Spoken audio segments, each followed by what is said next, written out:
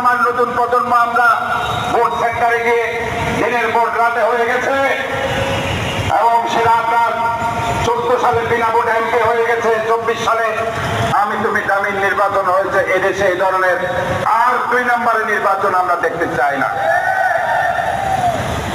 তাই আজকে আমাদের ঐক্যবদ্ধ হতে হবে। আপনারা সবাই একটি মঞ্চে আসুন। আমাদের দেশ নায়ক তারেক রহমান বলেছেন, আসুন, কোন বিভেদ থাকলে আমরা একসাথে চাই না আর কোন বিভাজন। আজকের দিনে আমি এটাই বলতে চাই, আমরা ঐক্যের জায়গায় ফিরে আসছি।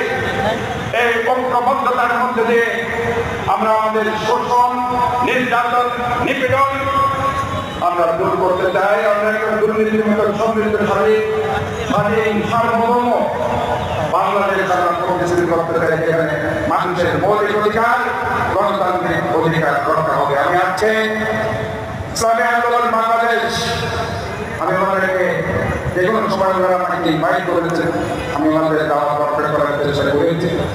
আজকে ঐতিহাসিক বিপ্লব উদ্যানে যেখানে শহীদ রাষ্ট্রপতি জিয়াউর রহমান 25 মার্চের কালরাত্রিতে সেই তাদের স্বাধীনতা যুদ্ধের ঘোষণা দেওয়ার কথা ছিল, ভারতের আমি